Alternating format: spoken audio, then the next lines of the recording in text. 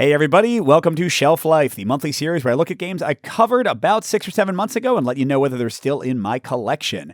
And it is January of 2026, so we're looking back at June of 2025. Let's get to the games and see which of them had shelf life. Starting in the crowdfunding corner, we've got the small expansion for Role Player Adventures, one of my favorite narrative adventure games, the Silver Thread of Fate. And actually, I think this one is delivering soon, so nice turnaround from the company.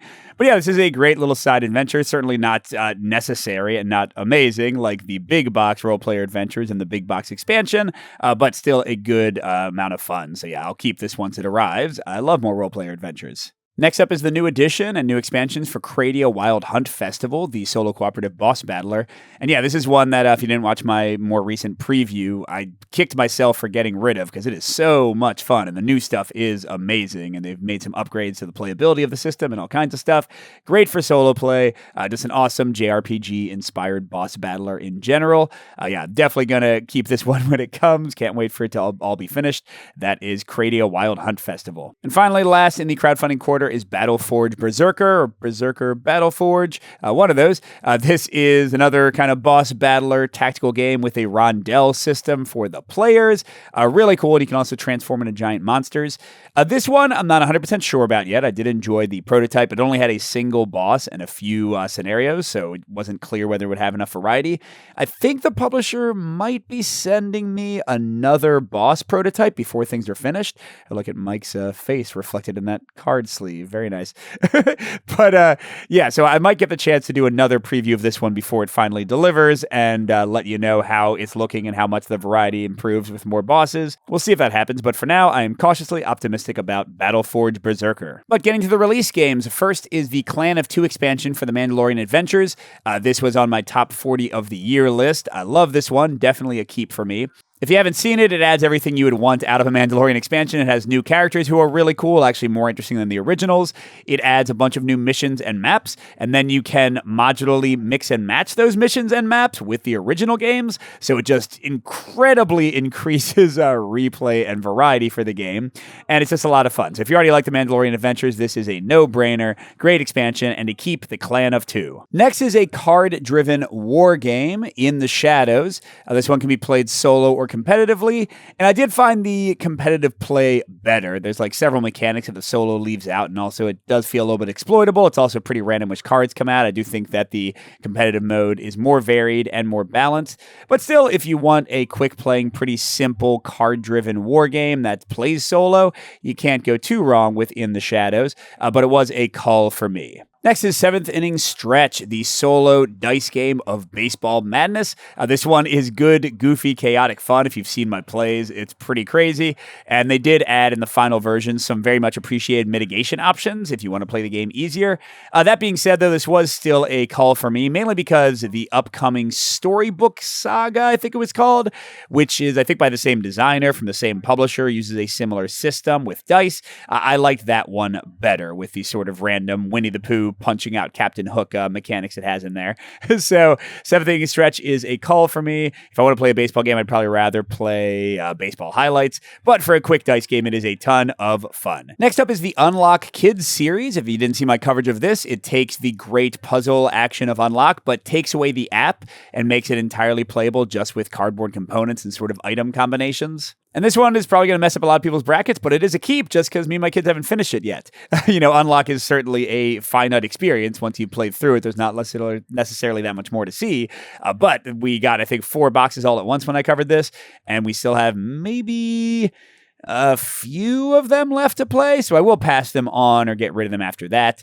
But yeah, this is a great one. And actually, I'll say it's even good if you aren't playing with kids, because some of the puzzles do get a bit more challenging, and the lack of an app really forces them to do different kinds of puzzles than regular Unlock. So it's not just a kid experience. I think it's fun for any puzzle lovers. So that's Unlock Kids, a keep for now. Next up is a big Euro Galactic Cruise. This one has worker placement. You're trying to launch these cruises. I did enjoy this one, especially for competitive play. play, but they have it on BGA now, so honestly, that's probably an easier way for me to play it with my friends than playing it on the table. And while the solo mode played pretty smoothly, it was also pretty swingy and didn't give me a full kind of meaty feeling experience. Although it doesn't change the fact that the core experience is a ton of fun, especially launching the shuttles. But yeah, with the option to play this online, this is not a keep for me. Galactic Cruise is gone. Next is Worldspanner Factions, the redo of Duel of Ages. I used to love the original Duel of Ages. I liked this one quite a lot. It is a tactical skirmish game with wildly different heroes trying to complete adventures but also fight each other.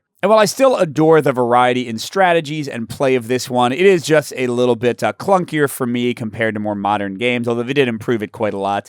So if you want to really deep dive into a game, I think this is a great system. But for me, who has to be playing different games all the time, just constantly, and can't devote a ton of time to get like my friends to learn this game really well, this one did not stay. So that is a call. Worldspanner Factions, the new version of Duel of Ages. Next is Vantage, the big Stonemaier adventure game. This was also on my top 40 of the year. But that being said, it is a call. I do enjoy this one. The Vantage and just viewing these crazy locations is awesome. And I do like the quick core action of the dice mitigation and using your different powers in your tableau. That being said, though, eventually, after playing it several times with my family and solo, the fact that it's just an open world kind of wander around, like, yes, you do have missions and stuff, but often you're just kind of wandering. That started to wear on me because that has never been my preferred style of adventure game. I like things with more controlled stories, like role-player adventures, or even Seventh Citadel to get a little bit more open world. So yeah, Vantage, great game, but it is a call. Next up is Rescuing Robin Hood. This is a solo cooperative deck-building combat game with sort of a push-your-luck aspect. This one was fine. My kids enjoyed it. I enjoyed it. It's not by any stretch the best solo cooperative deck builder, and that's a pretty crowded category. It's a little bit too mathy, I think, for some people, but it can be a bit of good fun if you really like these deck builders and want something with some push-your-luck elements in there as well. So that is Rescuing Robin Hood, another call, quite a few this month. Next, almost done, is Hercules and the 12 Labors. This is a solo dice placement game where you try to battle through different bosses. Interesting that I covered this and Micro Hero Hercules in 1 year. But yeah, this one I was a little mixed on. And there's some people in our Discord have enjoyed it a lot more than me, but I found the dice placement pretty obvious and repetitive. And you do get different rewards potentially when you go through, but it's kind of like you making yourself weaker if you don't take the obvious ones. So I just didn't see a lot of replay here. I mean, Micro Hero Hercules is, I guess, not the best and is also kind of repetitive for that, but I did enjoy it more than this one.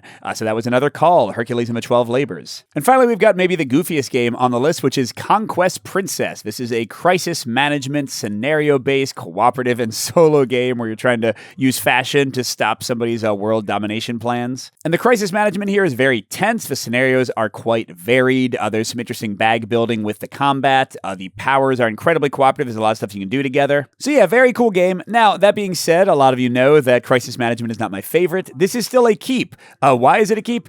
Because I really think the publisher is a good guy, and I believe he's at some point sending me a prototype of the expansion, so I want to have the base game stuff to preview that.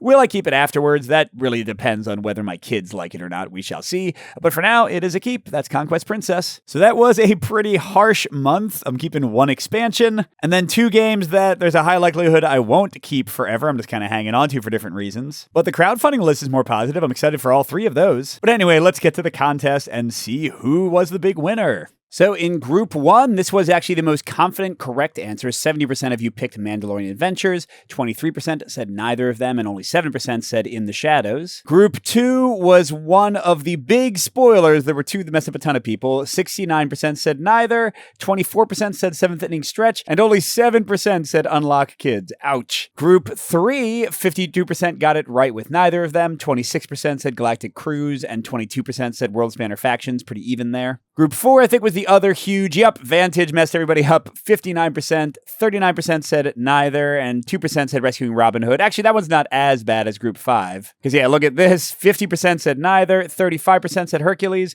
and only 15% said Conquest Princess. So again, I guess not quite as bad as Group 2, but pretty rough. And for the first time in a while, nobody got all of them right. In fact, the highest score was 3 out of 5. And here's all the people that got that.